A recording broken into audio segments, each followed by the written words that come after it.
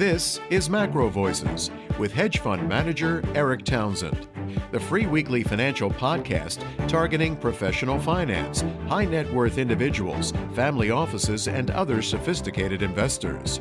MacroVoices is all about the brightest minds in the world of finance and macroeconomics telling it like it is, bullish or bearish, no holds barred. Now, here are your hosts, Erik Townsend and Patrick Ceresna. MacroVoices episode 313 was recorded on March 3rd, 2022. I'm Erik Townsend. This episode is brought to you by Abaxx Technologies, pioneering the design of smarter markets that better serve the needs of both market participants and society as a whole. And by Masterworks, the billion-dollar alternative investment platform that lets you invest in art by legends like Warhol and Picasso for a fraction of the cost. There are decades when nothing happens and weeks when decades happen, and this has been a week when decades happened. The title of this week's episode, World War III Has Already Started, is not clickbait written in response to the military escalation in Ukraine. That was indeed the title of a blog post penned by my feature interview guest, Dr. Pippa Malmgren. But it might surprise you to learn that Pippa published that post with that title back on October 29th of last year, anticipating rather than reacting to this week's news. In this week's feature interview, we'll discuss the situation in Ukraine, but we'll be looking at it in the context of a bigger picture that led Pippa and other prominent thought leaders to predict a major escalation of war tensions long before this particular crisis erupted. Then be sure to stay tuned for our postgame segment when Patrick's chart deck is titled Intermarket Frenzy. What's next? And I'm Patrick Ceresna. Erik, let's jump to that S&P 500. I mean, we're very oversold and did capitulate last week, like we talked about in the chart deck. But I don't know. Do you think that this rally is going to stick? I mean, it was certainly a very violent start to the rally off of those very oversold lows. But the market's been actually surprisingly quiet over the last few days in terms of making any move of significance. What's your take on all of this? Well, I definitely agree that the volatility is less than I would have expected for the last couple of days. But as I've said before on the show, people tend to think when a war starts, oh boy, market's going to crash, it's a war. In reality, wars tend to be bullish for the stock market after an initial panic spike down. So are we starting to see the beginning of that? I think that what might be affecting this, or might be part of the picture here, is for a long time, I just couldn't see how we would avoid a major move lower in stock prices, because I just couldn't see how the Fed could possibly backpedal out of the tightening cycle that they've committed to. Now, suddenly, with all of these war tensions on the table, I think anything is possible. And maybe that's creating speculation that the Fed is not going to have to stay the course on their previous commitments around the tightening cycle in the face of this new war dynamic that we're looking at. But at the end of the day, Patrick, I don't claim to know what's happening here with the stock market. I think there's strong arguments to be made in both directions.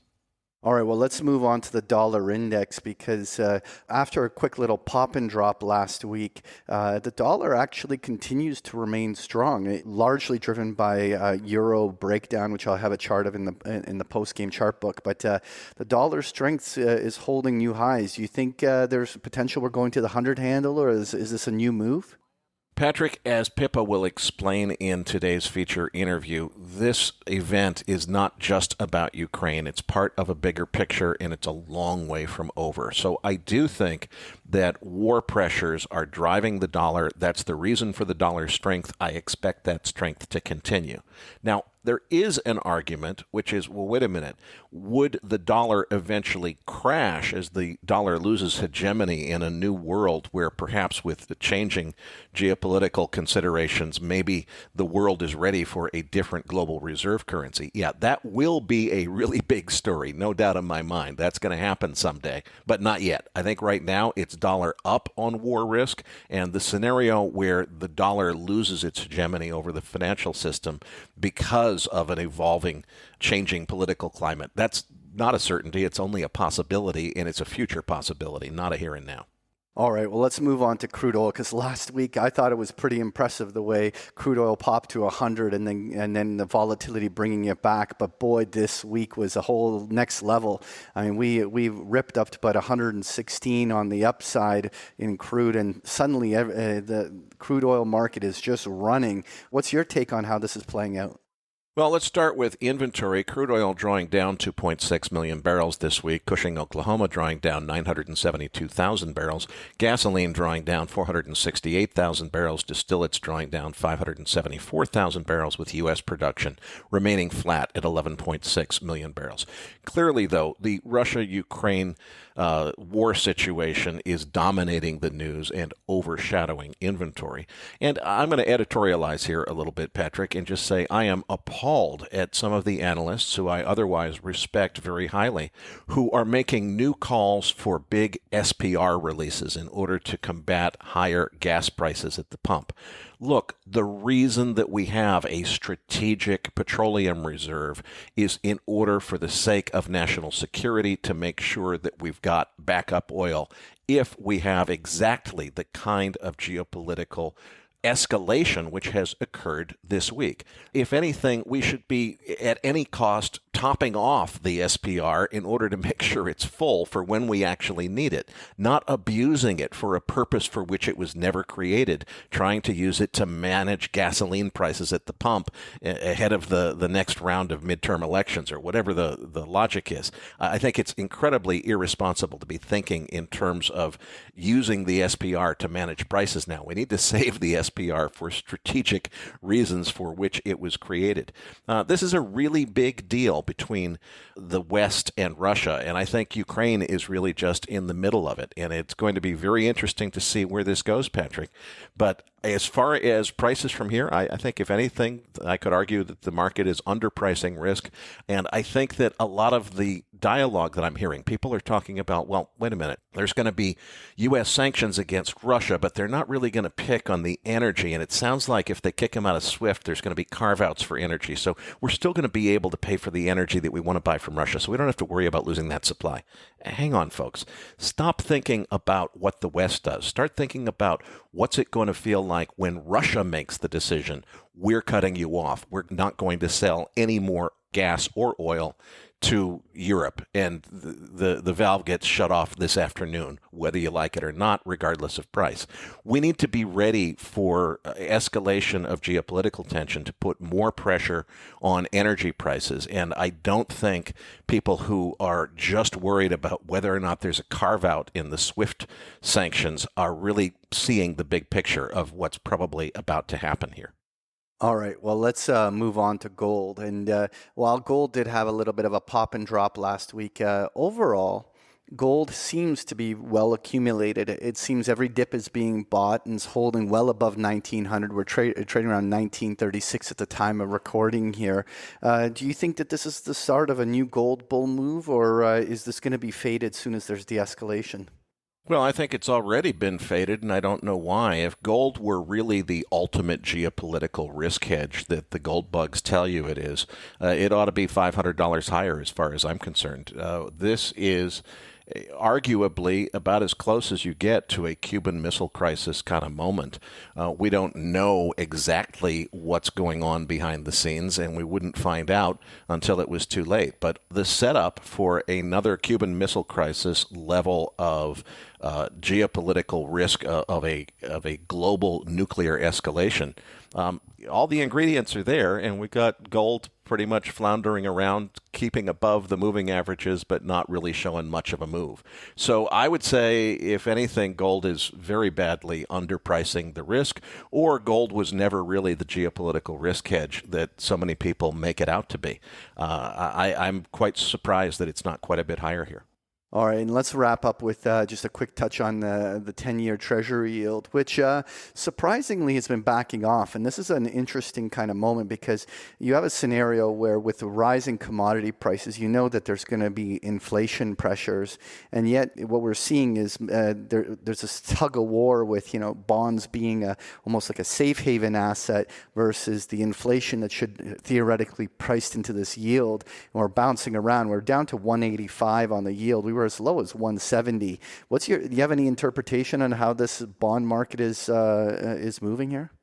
Well, the way I'm interpreting it, Patrick, is the bond market clearly ought to be just nosediving in yield because we've got a major safety trade event, one of the biggest geopolitical escalations, certainly of our lifetimes. And you're down, 12 basis points or something from where it was before all of this started. It says to me that inflation pressure is very much still there. And when you see what might have otherwise been a much bigger move down in yields, I think it was countered by that lingering inflation pressure, and war pressure is not going to help with inflation either. All right, well, this week's feature interview guest is former presidential advisor and best-selling author, Dr. Pippa Malmgren. Erik, why did we get Pippa back this week? Patrick, this interview was scheduled long before the Ukraine situation developed. The first thing that happened was another favorite MacroVoices guest, a prominent fund manager who asked not to be mentioned by name, told me more than 6 months ago that he was convinced that World War III had literally begun more than a year earlier, but that it was a new doctrine of hybrid warfare in which part of the game is not to let your opponent figure out that he's even at war until as late as possible. Now, this particular individual had an elaborate thesis for how he believed that China was manipulating the U.S. financial system in a form of deliberate economic warfare. Then, a few months later, a second prominent MacroVoices guest shared with me privately off the air essentially the same conclusions, except his rationale for what was occurring and why it was occurring was completely different. Needless to say, two separate guests that I really respect and admire intellectually, both telling me that they thought World War III was already underway, really got my attention. But neither one of them wanted to speak about their views publicly for fear of being branded crackpot conspiracy theorists by an audience they assumed wasn't ready to hear such dire analysis. So I approached our friend Dr. Pippa Malmgren, a former U.S. presidential advisor who used to work in the White House, thinking surely she would be the voice of reason who could set me at ease and assure me that both of these gentlemen must be off their rockers to think such things. But when I asked Pippa to comment, her reply was, "Oh, did you read my piece on Substack titled World War III Has Already Started?" My jaw dropped. Now again, Pippa published that article with that title back on October 29th, long before this week's escalation in Ukraine. So the point I really want to impress upon our listeners is that long before anybody was talking about Ukraine, three separate highly respected MacroVoices guests, including Pippa Malmgren, have separately concluded that a new war between nuclear superpowers has already begun and is being fought with electrons more than bullets. This interview will, of course, focus on the situation in Ukraine, but will approach it from the broader context of why Pippa says World War III started quite a while ago, and why she thinks that the signs have been clear for many months that this degree of escalation was inevitable. Well, Erik's interview with Dr. Pippa Malmgren is coming up as MacroVoices continues, right after this message from our sponsor.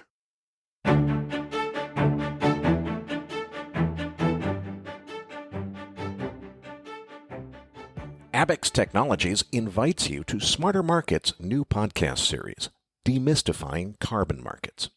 Corporate climate pledges went mainstream in 2021. Moving into 2022, these companies are increasingly focused on developing and implementing plans to turn their climate pledges into climate action, and understanding how carbon markets can help them turn their good intentions into meaningful change. For many, however, carbon markets remain unfamiliar, creating apprehension over potential risks. They have many questions. What are carbon markets? What types of projects help reduce carbon emissions? How do I judge the quality of these projects?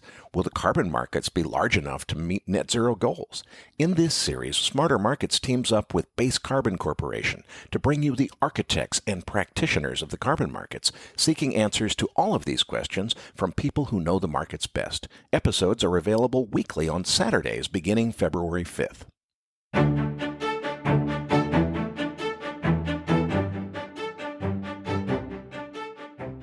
And now, with this week's special guest, here's hedge fund manager Erik Townsend. Joining me now is Dr. Pippa Malmgren, former presidential advisor and best-selling author. Pippa, it's great to have you back on the show. Needless to say, this is a week where we need to talk. Thank you for having me, as always. Now, listeners, I know everybody is expecting us to talk about the Russia-Ukraine situation, and we're absolutely going to do that. But we're going to start with a bigger picture to frame some context. When we set this interview up, it was long before Russia-Ukraine had even blown up. And what brought this about was two separate MacroVoices guests, people whose names you know well, and I'm not talking about rando bloggers, but guys who run funds with hundreds of millions to low billions of dollars in them, have told me privately off the air, because they didn't want to go on record, saying they believe that World War III actually started a year ago. And when I heard that, I thought, holy cow, I can't believe I'm hearing what sounds like conspiracy theory from really prominent people in finance. And I thought, I know, I'll run this crazy talk past my friend Pippa, who used to work in the White House and knows how to debunk conspiracy theories. When I said that to Pippa, her reaction was, did you read my article on Substack titled World War III Has Already Begun? Pippa, holy cow. First of all, what is a fair-haired, patriotic American gal who used to work in the White House doing on Substack, the blogging platform, which is the anti-censorship platform for people like Edward Snowden and Glenn Greenwald and people who have been censored from other internet platforms? What are you doing on Substack? Well, I haven't been censored on other internet platforms. It's more that it's a great setup that allows a person to really write at length and provide deep dive analysis of situations. And yeah, there's a breadth of opinion on there, but I grew up in Washington, D.C., in the heart of politics, and my experience was that I know this is maybe horrifying to some people, but you need to talk to all sides and you need to consider all angles, right? That nobody has a monopoly on the truth. You have to really understand arguments that don't jibe with your own. So I'm very big on listening to people who are way outside my own comfort zone in my attempt to understand what's happening in the world better. Pippa, let's start with your own article on Substack titled World War III Has Already Begun. And there's some follow-on articles that I read with great interest talking about where you see some of this warfare direction going. And it was very consistent with what I heard from the other people who asked not to have their names mentioned on the air. What they said is this is this new hybrid warfare doctrine where the whole idea is you're not fighting a shooting war with bullets. It's something where you're actually trying to get as far as you can before the other side even figures out that they're at war. Is that the same idea? What is this about? What's going on? And why are you talking about World War III? Yeah, well, look, I come from a background where I've been working on strategic security issues and, studying military history since I was in my 20s. And I lecture at one of the top defense colleges in the world. I occasionally brief the generals in NATO. So I have, a sense of what is happening in the strategic security space. And you remember my book from 2015, Signals, I wrote quite a lot about what we're seeing now, which was the beginning of the breakdown of the agreement between the superpowers about the post Cold War settlement. And I argued then that we were going to get more stress between the US and Russia and the US and China, which is exactly what has happened. As for the phrase World War III, which is, obviously provocative and hard for people to process, but what's the definition of it? Well, it's very broad, covering a lot of geographies. And this is a thing I think people haven't understood. They think this is all about Ukraine. But in my opinion, we've been effectively at war, and I mean a kinetic war where you're actually facing off with equipment for quite some time. It's just happening in places the public can't see. So where are those places? I've called it a hot war in cold places. That's in space. And just two quick examples to give you an idea. We've recently, in the last few months, seen a number of events in space. One of them was the Russians basically blew up one of their own satellites to create a debris field that would prove to be very difficult and dangerous for American satellites in that orbit space, and actually for the International Space Station as well. we've also seen the Chinese make immense progress with their hunter-killer satellites. And one of them now can do what an American satellite can do, which is to drop out of its orbit, sidle up to somebody else's satellite, basically grab it almost like a Pac-Man, and hurl it into outer space, into what they call the dead zone, which is where that satellite is now useless to whoever put it into orbit. And so that's a very scary development, that we're having that level of space warfare. Oh, and by the way, the Chinese define the hunter-killer satellite as being something that cleans up debris, which sounds great, except it also seems to define American satellites as debris. So, we are definitely seeing the superpowers facing off in space. And what is that about? That is about challenging each other's capacity to communicate, to gather data, to frankly have access to GPS, all sorts of things. And so, as another example of the warfare that we're seeing, a few months ago, there was a very, very interesting and important incident in a tiny little island in the north of Norway called Svalbard, where we find the world's fastest internet cable. And it's a double cable. And what is it doing on this tiny little island in the middle of nowhere? Well, it turns out that Spalsat, the satellite company in Svalbard, uses this cable to basically connect pretty much most of the commercial and even military satellites to the Earth, including the International Space Station. So if you cut that cable, in theory, you cut off all of those satellites. Now, that cable was cut. It's now been determined by the Norwegian police that it was definitely not an accident from nature. It was deliberate, and it looks like it was done. The cable was cut in two different places, 4 kilometers apart, and the link between that 4 kilometers has gone totally missing. And they've now ransacked one of the oligarch's boats. Actually, I shouldn't call it a boat. It's like this massive vessel that looks like a military vessel, but it's a yacht. And so basically the allegation is the Russians cut the cable. And the head of the defense forces in the United Kingdom came straight out and said, this is an act of war because it is about turning off all of our satellites. And that, to put it in like basic perspective, because people don't get, what does this mean? That's like no more Uber Eats, right? That's no more GPS. That's a denial of service attack. That's not about you can't access a website on your computer. It's that you can't access the net. This is a whole different level of strategic threat. So let me go a bit further to finish on this. It also extends into other cold places like the Arctic, cyberspace, where we're seeing a whole lot of activity between the superpowers. I thought it was particularly interesting.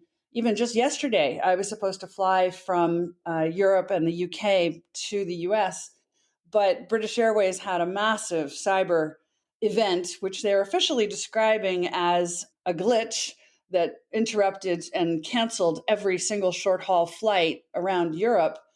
But it happened within hours of British Airways announcing that they would no longer be flying to or over Russia. So maybe that's just an amazing coincidence. We'll leave it at that. And then finally, we're seeing it in places like Africa, which, although Africa is a hot place, it is a place that the media give quite a cold shoulder to. And what we see there is something very important and very interesting, which is the privatization of militaries over the last basically 20 or 30 years. And the Russians have something called the Wagner Group. The Americans have something called Academy that Erik Prince created. But basically, these are private militia who work for a fee. And in the case of Wagner, they're said to be President Putin's sort of private army.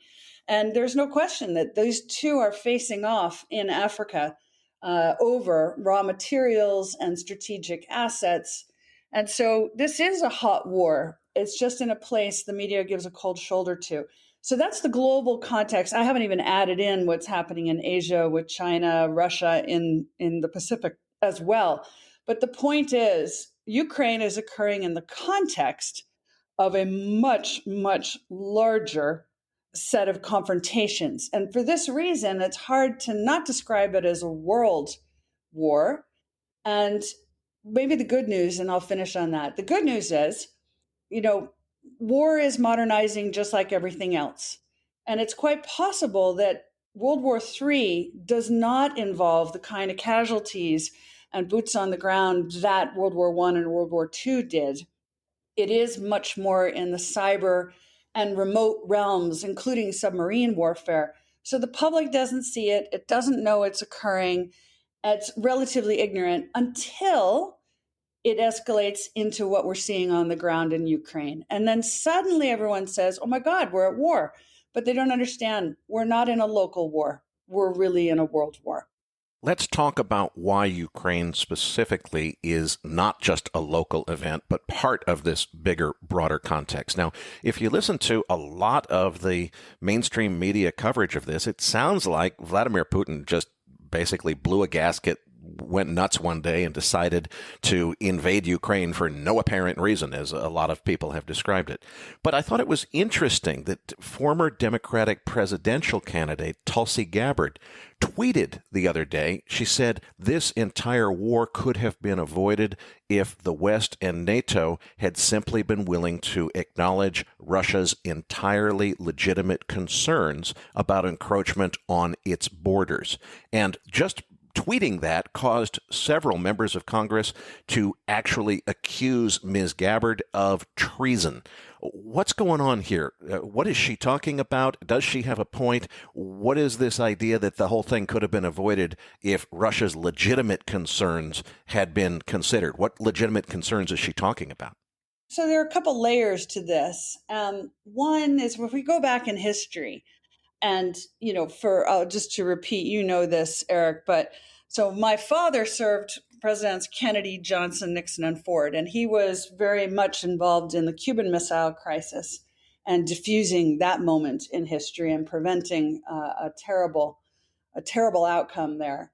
And so he's been around all these years, and, he's quick to point out, NATO was never meant to be an offensive organization. It was meant to be a defensive organization.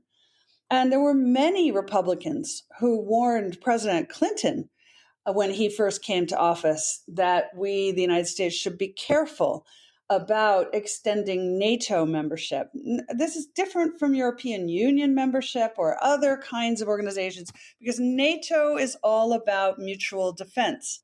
And so as we pushed up along Russia's borders, there has been a movement eastward. And in America, the view was, well, we won the Cold War, and so that's the deal. You lose. And Russia, frankly, we've treated Russia as a kind of a puny, insignificant player since that time with an itsy-bitsy economy that doesn't even really score on the scoreboard, but forgetting that Russia's still a nuclear superpower.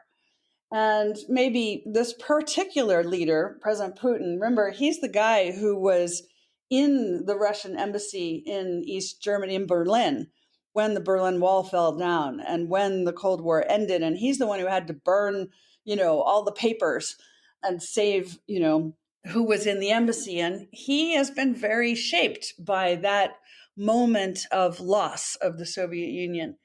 And I think his whole life, he has been trying to restore the country to that previous glory. Now, he has an extreme view. It's not shared by the Russian people. It's very clear right now, based on the meeting with the Security Council that he held just earlier in the week, that most of his cabinet doesn't agree with him either. But he seems to have such a lock of control on everybody that people are afraid to say. I mean, he particularly was, asking his chief of foreign intelligence, and the guy made every effort to say, sir, I don't think we're going in the right direction. And he basically just was told to shut up.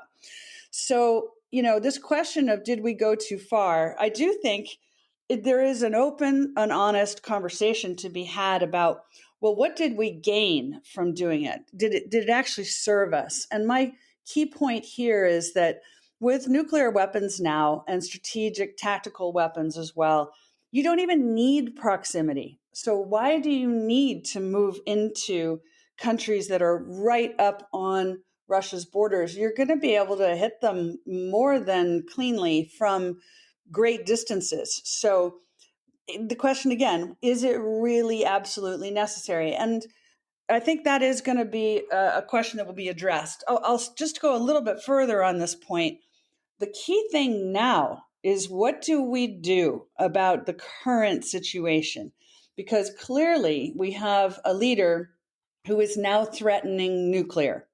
And he's been crystal clear, and he has put the nuclear arsenal of Russia into combat mode. So it can be used at any moment. And this is why I think 36 nations at last count have closed their airspace. It is not because they're just trying to, keep the sky clear. There's because if there's a risk that someone is going to let off a nuclear weapon, they have to be able to see it and detect it and do what they can about it, which these days is not much. And they have to begin to think about offensive ability to stop that from happening. So I think the end game here, which again, it sounds just so strange, but in a sense, we're dealing with something. I've called it what we've called this in history. It's a kind of dead man's switch. Now, what is the dead man's switch? That was always the issue during the Cold War, that if you tried to take out the leader of the Soviet Union, that they would sort of rig things so that stuff would blow up if they weren't there. Right? It's like in a Hollywood film. It's not just that they might hit the button. It's that if they don't, or they take their finger off of a button, bad things happen.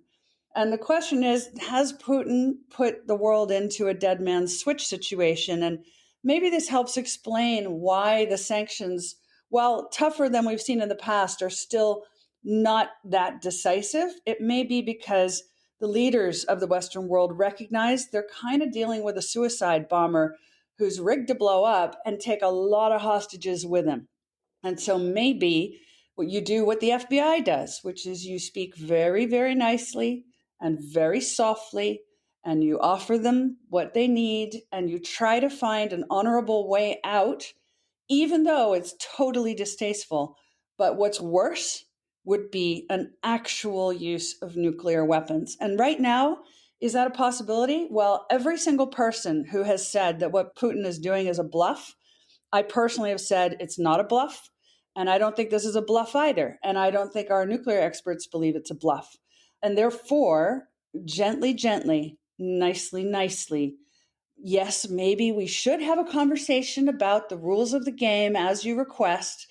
Maybe we should have Helsinki 2.0, which was the agreement that brought the Cold War to an end. And by the way, what a beautiful moment to have that now, because the world has 100% aligned behind the United States and NATO. So if he wants to have those talks, why not have them? Because he'll get the talks and we'll get the outcome. So I don't think that it's a terrible concession to say, let us rediscuss the post-war settlement. And oh, by the way, yeah, we did win. We still get to win. You lose. And at least the question is resolved for several generations to come. This whole issue goes away. But thinking that he's just going to back down and walk away, I just don't see how that happens. So we need to go very carefully here. You said earlier that you welcome the fringe views and views from people who don't fall into the mainstream consensus. One of your contemporaries on Substack is Glenn Greenwald, the independent journalist who broke the Edward Snowden story several years ago. He published a video back on the 24th of February, about an hour and a half long.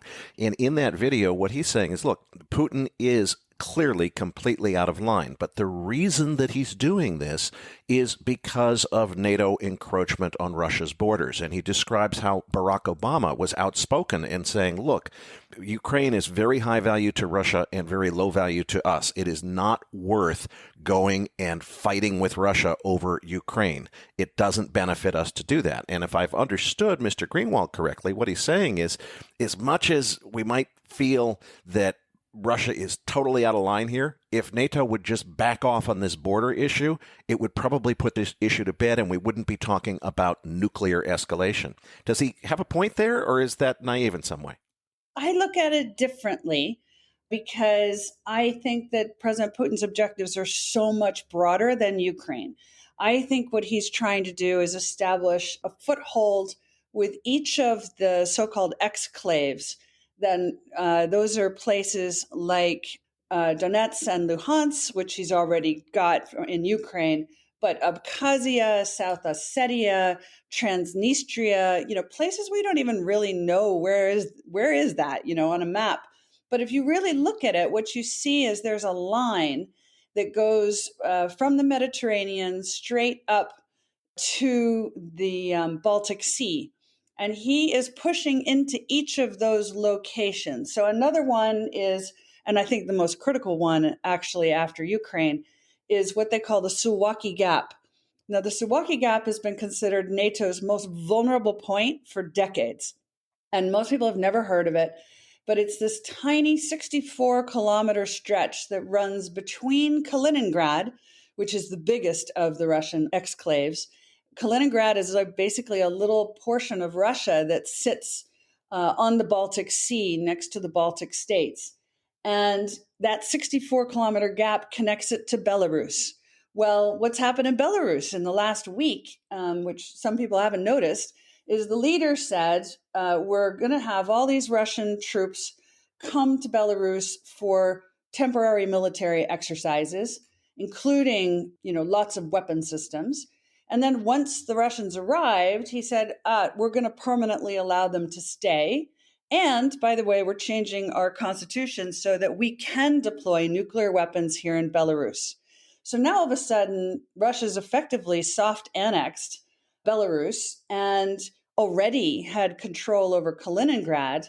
And so it's across the entirety of Europe, from the Baltic Sea down to the Mediterranean, where we also see a lot of Russian vessels, a lot of Russian presence.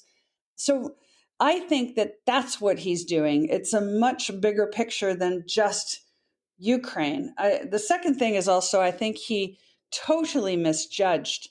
And he really expected that this was going to be a short and sharp action in Ukraine, that it would be regime change, it would be fast, it would be easy.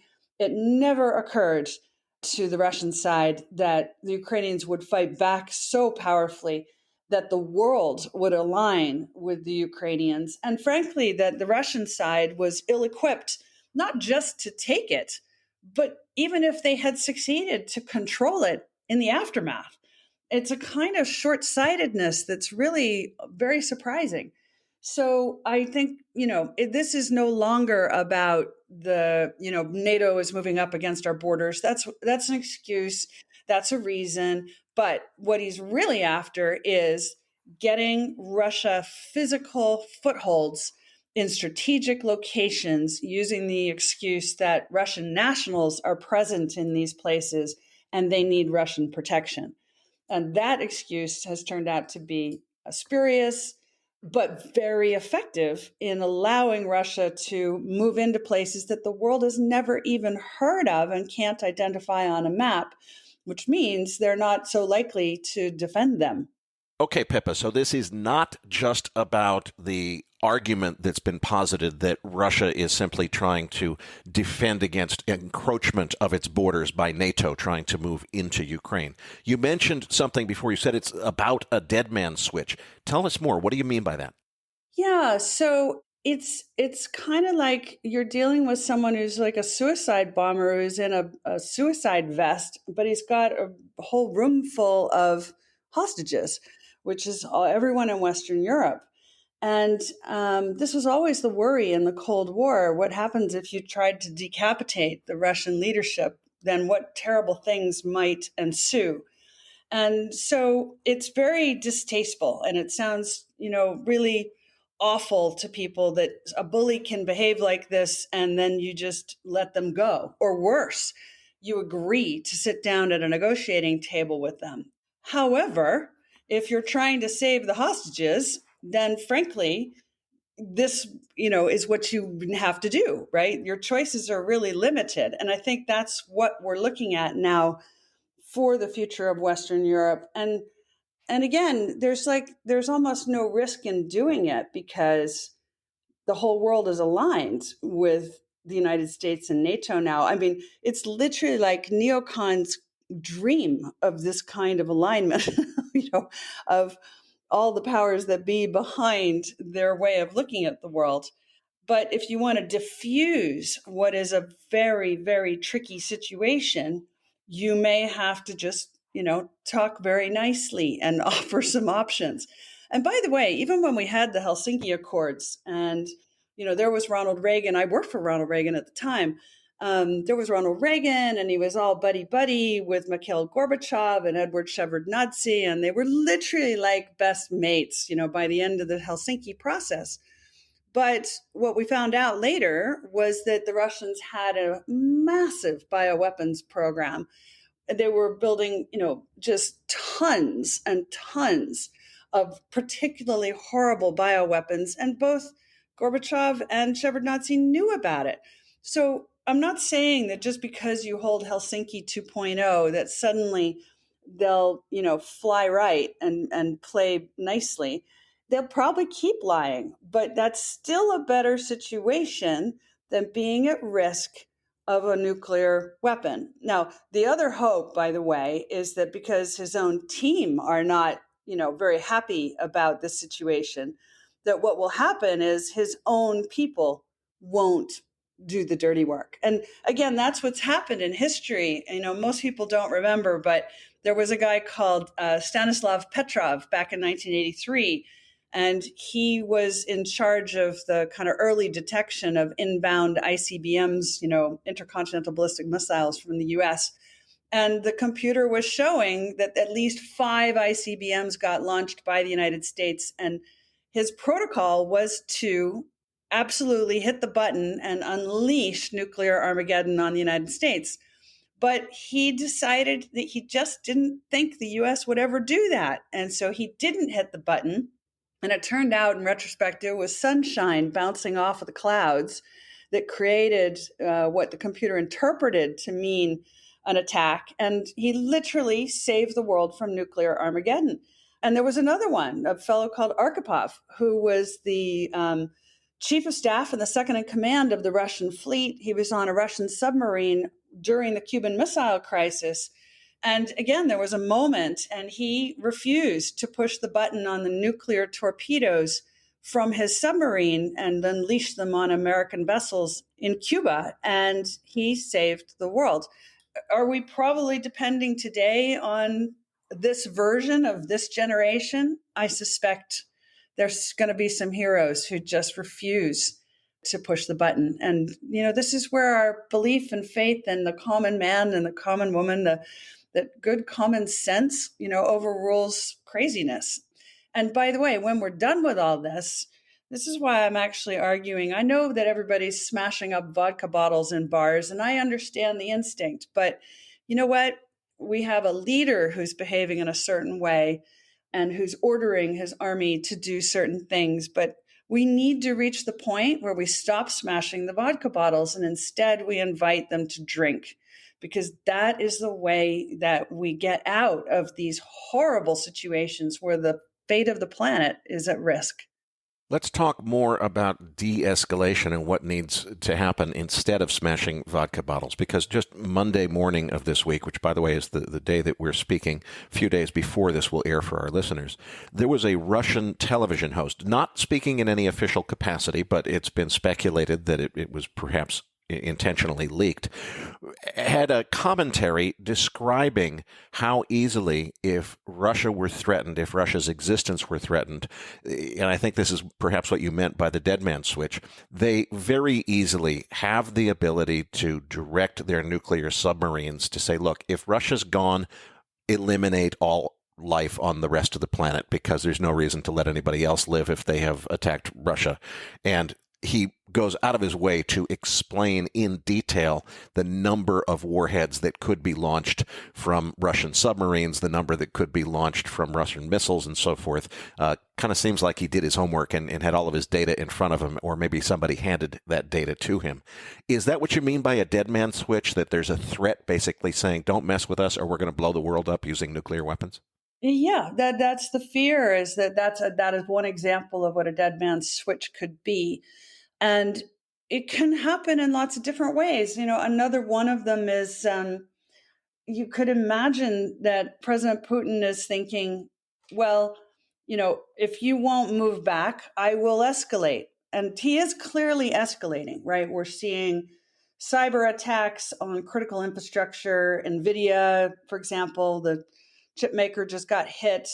So again, let's remember the British only recently released a report about the use of thermonuclear weapons in space, which are all designed to destroy all of your communication systems. And is this a real issue? Yeah, it is. So the question is how to manage it as best as we can. Again, one's faith in humanity is that not everyone thinks that, if events occur, it's worth blowing the world up. But some people might think this way. I would point out as well that, we are this year on the 350th anniversary of the birth of Peter the Great, which is President Putin's sort of icon that he admires. And he always talks about restoring the borders of Russia, but he doesn't mean the Soviet borders. He means the imperial borders. And if you look at it, he is doing exactly that right now. So again, I think it's so hard for people to process nuclear conflict. I mean, I grew up in Washington, D.C. when we still had nuclear drills as well as fire drills, right? And once a month, you had to practice when the nuclear drill went off that you would dive underneath your desk. And, I don't know why anybody thought being underneath your desk was going to help you in a direct nuclear strike on Washington, D.C. But, this is the thing. We were in an era when it was understood that that was a real possibility. Today, young people have no memory of this. And yet our weapon systems are vastly more accurate, vastly faster. The Russians and the Chinese now have hypersonic weapons, which we have basically no response to. So is there a need to create kind of circuit breakers to find ways to talk rather than to test those systems? Test how far can we push this person? I'd say, again, talking is a whole lot better than finding out. Let's expand this conversation because you said it's not just about encroachment of NATO on Russia's borders. That perhaps is part of it, but that wouldn't solve it. If NATO backed off of Ukraine, it wouldn't make this problem go away.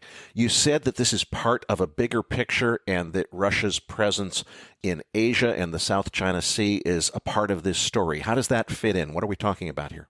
Oh, well, we're seeing the Russians be a lot more aggressive around the Kuril Islands, which are islands that they contest with Japan. And we've seen incidents between the Russian Navy and the American Navy in the Pacific as well. But also we've seen this alliance between China and Russia where they described each other as, having an unlimited partnership, basically. That was about the time of the Olympics. However, now, all of a sudden, the Chinese are quickly backing away and trying to take distance and saying to the Russians, you may be going too far. And that's very interesting because maybe Putin was quite emboldened by his belief that he had a new best friend and that their interests were totally aligned. And maybe the Chinese are being clever because they got Russia to throw some punches, which allowed them to see what are the reaction times and methodologies in the West, right? Quite often, this is very valuable information from a military strategic point of view.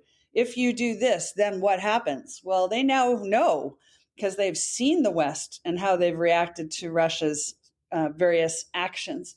And the Chinese maybe are saying, maybe we'll leave Russia to hang on their own, right? We back away.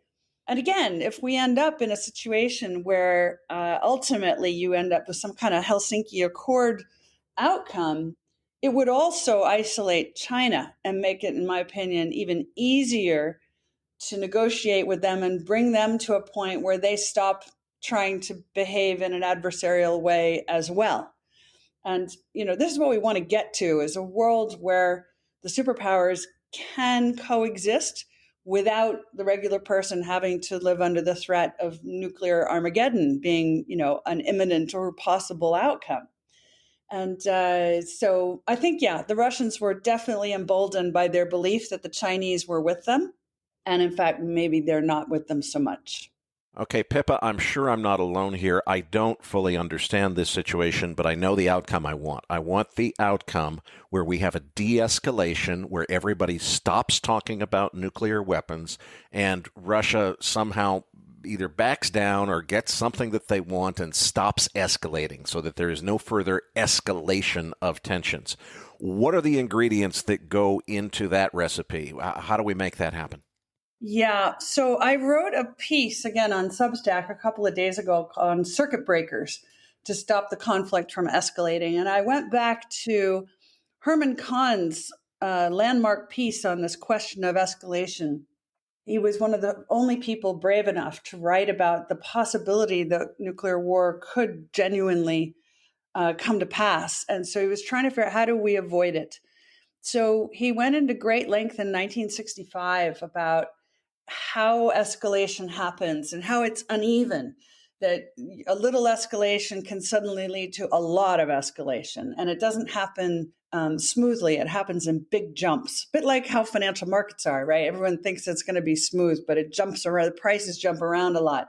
It's the same with this. And so I think that we are going to end up in a situation where Russia withdraws. The Ukrainians will be heroes. I think they could end up managing to stay in Belarus and Kaliningrad. And the Suwalki Gap will be, let's say, the control over it will be lost by the West.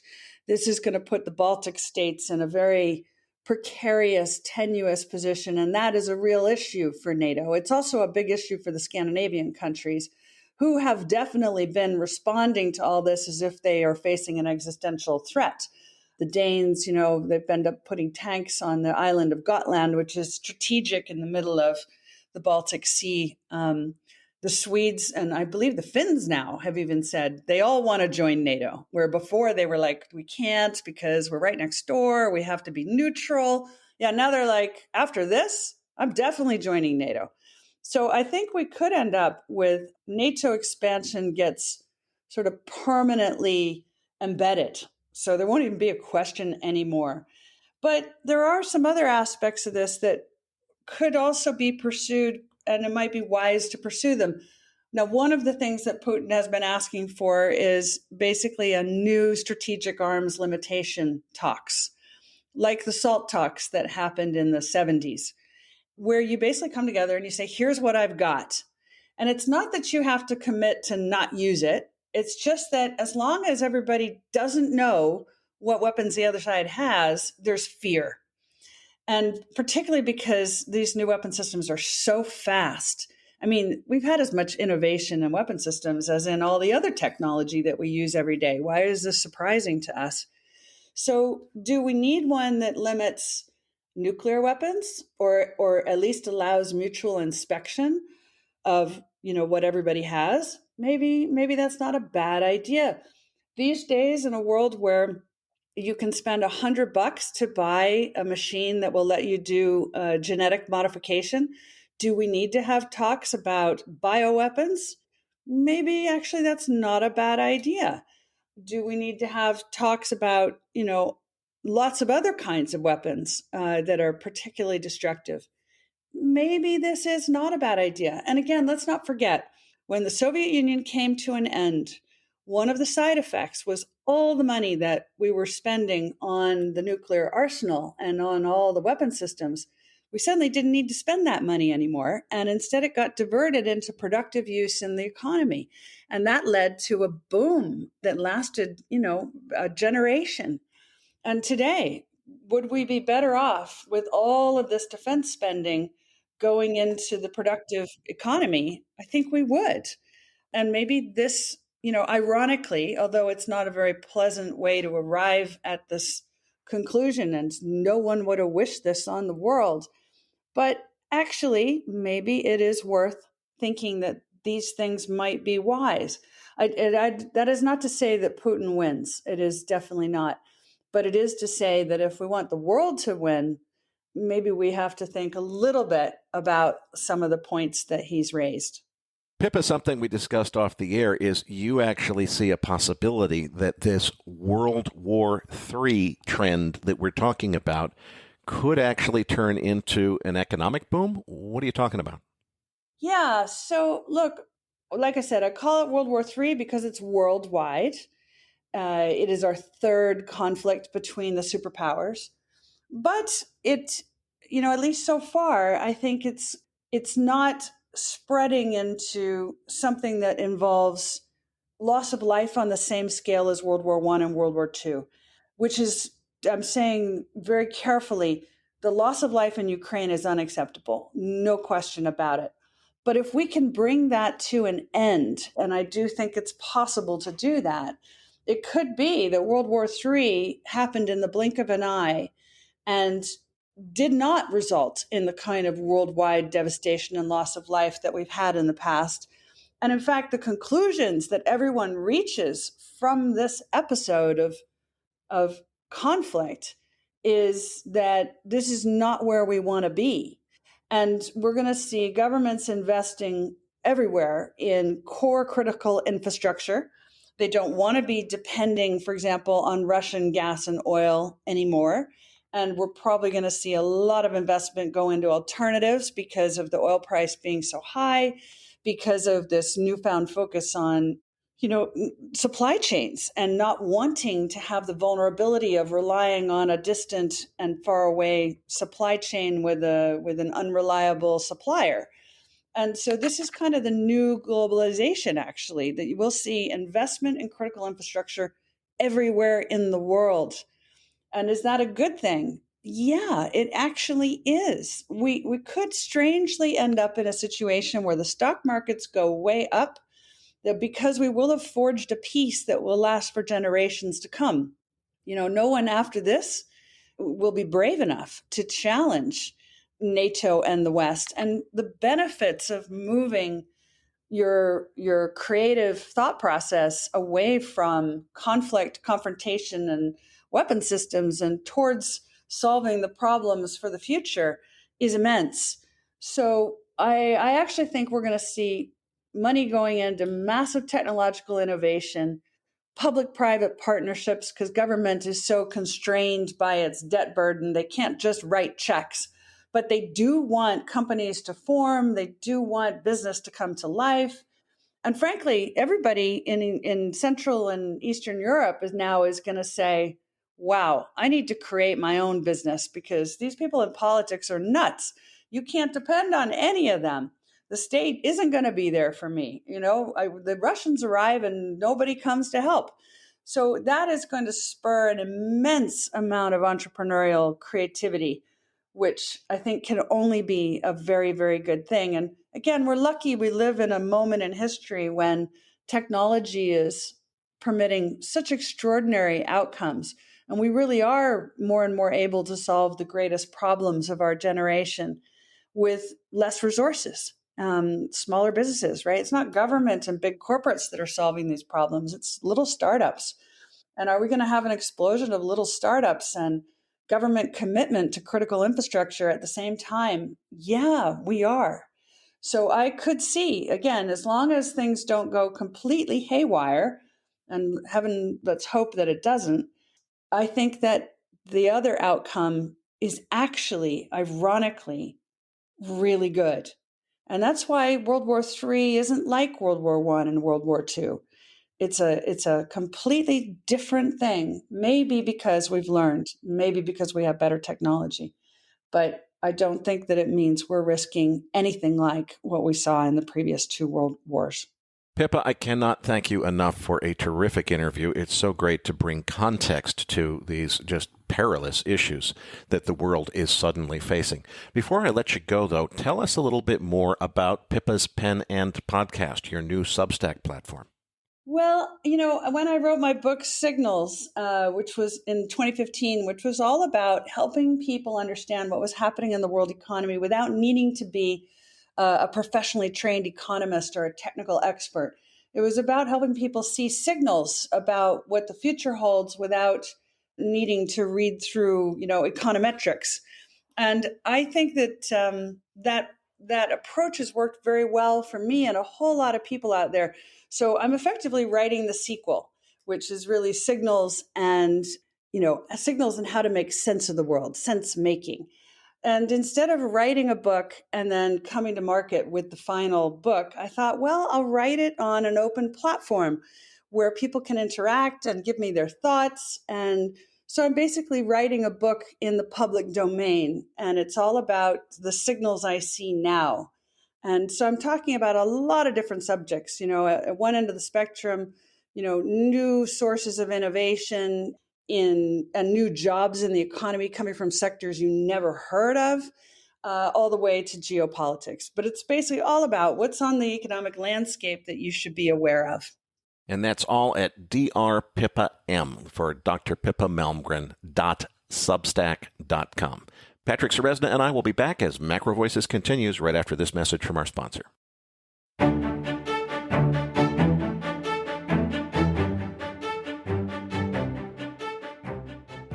I've talked with several guests about topics like inflation and fears of a market correction, and those are real concerns for many investors.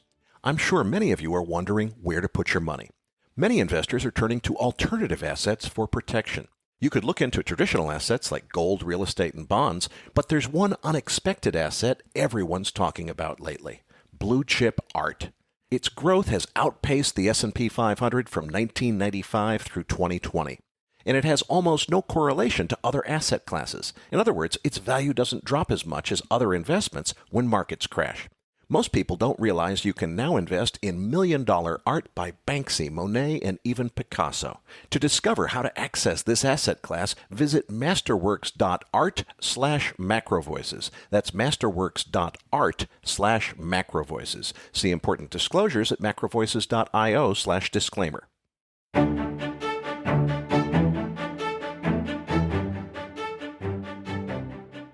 Now, back to your hosts, Erik Townsend and Patrick Ceresna.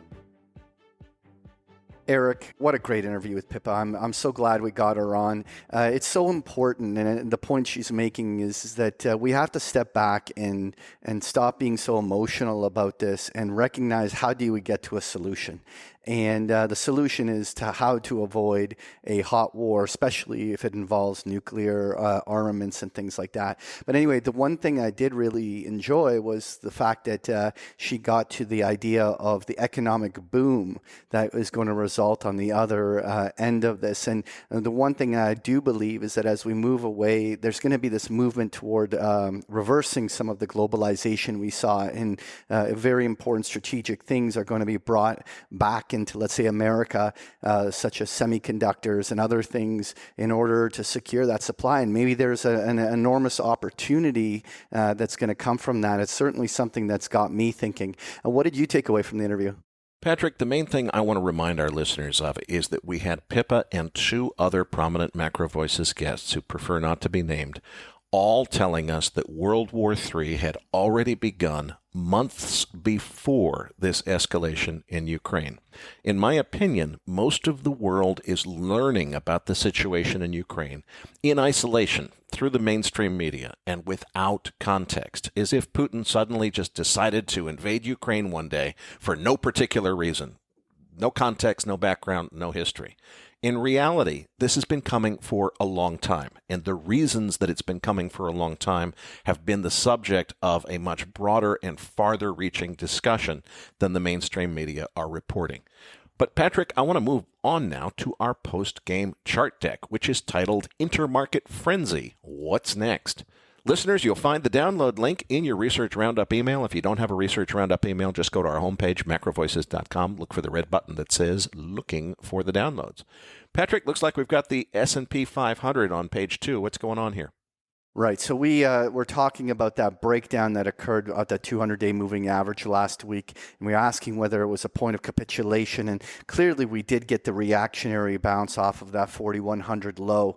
Now, there was obviously an almost immediate slingshot rally the other way that saw several hundred S&P points to the upside, making many people believe that this was like a big bottom. But what we continue to see is consolidation below below a lot of key moving averages, and more importantly, below even the September-October lows. A lot of these things still suggest vulnerability in the market. The way that I kind of look at it is that it's really up to the bulls, whether in the next trading session or early next week, to really punch this north of 4,500 with some real velocity to put to bed that the downtrend is over. The longer and every day we trade below 4,500 and particularly below 4,400, the more vulnerable it is that there's another leg lower, potentially to 4,000 or lower on the S&P coming next week. So it's really it's a bounce, and it's so far actually kind of a pathetic bounce. And really, the bulls better put this together, or otherwise there's still another round of weakness coming. What's the VIX telling us on page 3? And that's the other thing that I think is worthy of noting is simply that while the market did bounce and rally, typically this comes with what's known as a Vanna slingshot, which is essentially as volatility collapses, it causes dealer buying, which actually drives those markets higher. That entire rally or reaction in the S&P 500 has come with elevated levels of volatility, which is essentially volatility is staying up here, and that in itself is maybe a red flag. If we, in fact, were at a market bottom and things were normalizing, we probably should have been under 25 on the VIX and heading lower. But I guess the geopolitical tension is forcing markets to keep higher volatility premiums in buying all your hedges and protection on the portfolio insurance and things like this, which is keeping it higher. But that in itself could actually be a warning that the S&P may not be done correcting. And to me, every day that the VIX stays at around this 30 level and doesn't head lower, the increased chance that the S&P still has one more leg on the downside. It is worth noting, Eric, that when we go, I don't have the charts on global equity, but whether you're talking the Nikkei, whether you're talking the Euro stock, we're seeing still very weak global developed markets. And you would think that if this was a real buy on dip opportunity and the market was worth accumulating, that we should have seen a much broader accumulation cycle that is stemming across most global markets. And yet weakness is everywhere, in particularly in an environment where a lot of risk off assets are working and pressure from oil. I still think the markets are generally vulnerable here.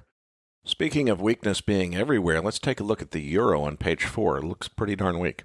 Yeah, that's exactly it. I mean, the euro had every reason to try to put in a short-term low, but ever since this escalation happened, we saw close to a 400 pip, maybe even closer to a 500 pip drop in the euro over the span of the last 3 weeks. And this really does potentially set in motion a drop that may retest the multi-year lows closer to the 108, 109 level. There could certainly be another even 200 pips downside risk here, and that certainly could be the underpinning conditions that drive the dollar index up toward the 100 level. And so it'll be really interesting to see whether this trend that's now been set in motion just keeps going.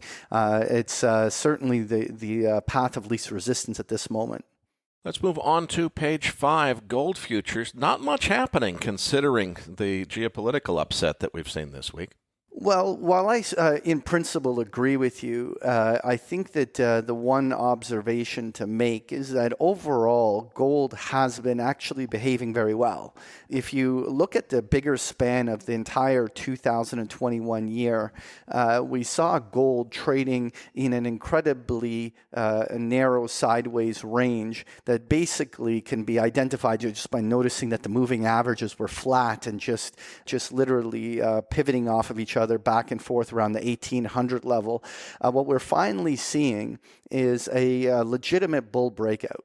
And more importantly, every dip is being bought. And while we have not seen that big gold upside reaction yet, the interesting thing is sometimes it starts quietly and then ends with a bang on the upside. And the question here is if we continue to see that these tensions are continuing to play out and things are not de-escalating, and suddenly gold starts clearing 2,000 on the upside, it might be a big enough headline line that suddenly it becomes on everyone's radar and focal point, and then we could really see some real money flow coming in here. I think that the way that gold is behaving, you got to give the bulls the benefit of doubt here and respect this new trend that is trying to establish itself. Let's move on to crude oil on page 6. Yeah, like I really don't know if I have any big technical observation to make. You can certainly, share what's your views on this, but it really's gone parabolic. We've now really seen this almost runaway oil market. The one thing, whenever you see parabolic breakouts in markets where they move this fast, it's very hard to attempt, or it's even very bold to try to predict how far it will go. Usually, though, when you have a blow-off kind of rally like this, after the move happens, it usually has a pretty deep mean reversion. It'll be one of the more interesting things will be for me is how high will the bulls squeeze this thing to the upside before we see some sort of legitimate short-term swing high. I mean, there's a lot of reasons to be big picture bullish oil, but at some point one has to think that this kind of a short-term squeeze is going to have some serious volatility in both directions. What's your take on that? Well, one of the things that's on the table is an Iran nuclear deal could be very close at hand. I don't really read nearly as much bearish meaning into that as most people seem to. Yeah, it means Iranian oil would be back on the free market, at least until such time as Iran and Russia decide to go do something else on their own.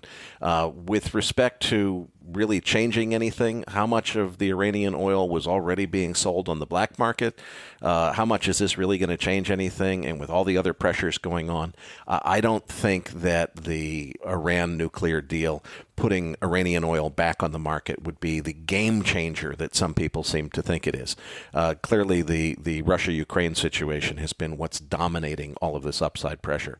How much farther could it go to the upside? I don't think there's any real limit. If we get to a point where Russia cuts off all of its exports and won't sell any oil or gas to Europe or the West, I think that potentially creates a very difficult situation for the West to cope with, and it will then start to bring into question how much spare capacity of the spare capacity that OPEC has claimed to have does OPEC really have when push comes to shove, and I think prices could move quite a bit higher, but we'll see what happens. But Patrick, let's move on to uranium on page 7. What's going on there?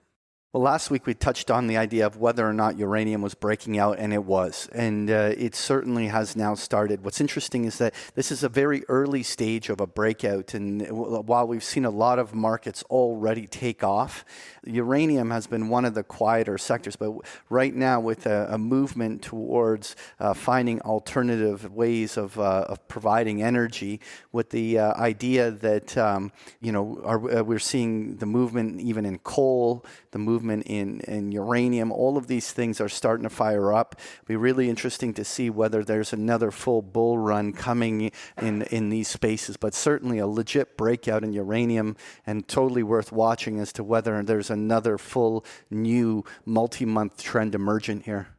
And, of course, the commodity to really watch is the one that is grown in both Russia and Ukraine, which is wheat on page 8. What's going on here? Yeah, obviously the disruption of wheat supply that would typically come from the areas that are embroiled in this confrontation has certainly squeezed wheat. But it's not just wheat. We're seeing big moves in corn, in soybean. All sorts of things are moving. And so right now with wheat, it's just absolutely ripping higher in a parabolic fashion. It's certainly such a huge percentage move in such a short window of time, but it's not even that. It's the velocity of the move now that is happening. There's a legitimate squeeze, and arguably it's moving at a faster pace than even crude oil is, and certainly worth watching to see how far this market goes. It's kind of late, I think, to almost be grabbing at it to the upside, but I certainly am not interested in fading this on the short term. It's one of the hottest markets right now, and it'll be interesting to see whether it clears the 12 and 13 levels on the upside. And pages 9 and 10, better hold your breath. These are the Russian ruble and the Russian stock market. Yeah, I put the ruble first. Normally, it's looked at the other way, but we saw a 35% drop in the currency in a span of 2 weeks. Clearly, there is a financial element to this war now. The sanctions, the limit of trading. There's a whole secondary element now that's coming into play, and they're certainly going to try to cripple Russia through the currency and their stock markets, and it'll be really interesting to see how it plays out. But one way or another, just enormous moves in the currency markets. And when we look at their stock market, just an extraordinary drop. Like the ETF has gone from like $33, $34 back in the fourth quarter of last year to have traded down to $5. That's just a complete decimation of their equity markets. And so certainly this is now played out. The question now is, will we even see a delisting of these types of ETFs that invest into Russia? Certainly that's already started on some of the ETFs out there. But boy, has this been a pain trade for those that were sticking their neck out trying to buy the dip. Listeners, if you enjoy Patrick's chart decks, you can get them every single day of the week with a free trial of Big Picture Trading, Patrick's service. You can find information on page 12 of the slide deck or at bigpicturetrading.com. We're going to leave it there for this week's show. This episode is brought to you by Abex Technologies, pioneering the design of smarter markets that better serve the needs of both market participants and society as a whole. And by Masterworks, the billion-dollar alternative investment platform that lets you invest in art by legends like Warhol and Picasso for a fraction of the cost. Patrick, tell them what's in this week's Research Roundup. This week, you're going to find the transcript for today's interview, as well as a link to the chart book we just discussed here in the postgame, and a number of links to articles that we found really interesting. So you'll find this and so much more in this week's Research Roundup. That does it for this week's episode. We appreciate all the feedback and support we get from our listeners, and we're always looking for suggestions on how we can make the program even better. Now, for those of our listeners that write or blog about the markets and would like to share that content with our listeners, send us an email at researchroundup@macrovoices.com, and we will consider it for our weekly distributions. If you have not already, follow our main Twitter account at MacroVoices for all the most recent updates and releases. You can also follow Erik on Twitter at Erik S. Townsend. That's Erik spelled with a K, and myself at Patrick Ceresna. On behalf of Erik Townsend and myself, thank you for listening, and we'll see you all next week.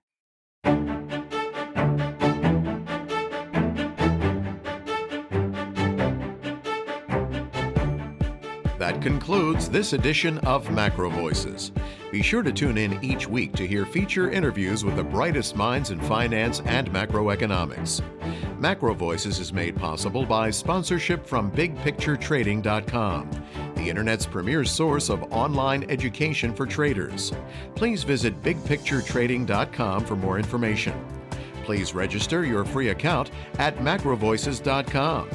Once registered, you'll receive our free weekly Research Roundup email containing links to supporting documents from our featured guests and the very best free financial content our volunteer research team could find on the internet each week. You'll also gain access to our free listener discussion forums and research library. And the more registered users we have, the more we'll be able to recruit high-profile feature interview guests for future programs. So please register your free account today at macrovoices.com if you haven't already. You can subscribe to MacroVoices on iTunes to have MacroVoices automatically delivered to your mobile device each week free of charge. You can email questions for the program to mailbag@macrovoices.com, and we'll answer your questions on the air from time to time in our mailbag segment. MacroVoices is presented for informational and entertainment purposes only. The information presented on MacroVoices should not be construed as investment advice. Always consult a licensed investment professional before making investment decisions. The views and opinions expressed on MacroVoices are those of the participants and do not necessarily reflect those of the show's hosts or sponsors. MacroVoices, its producers, sponsors, and hosts Erik Townsend and Patrick Ceresna shall not be liable for losses resulting from investment decisions based on information or viewpoints presented on MacroVoices.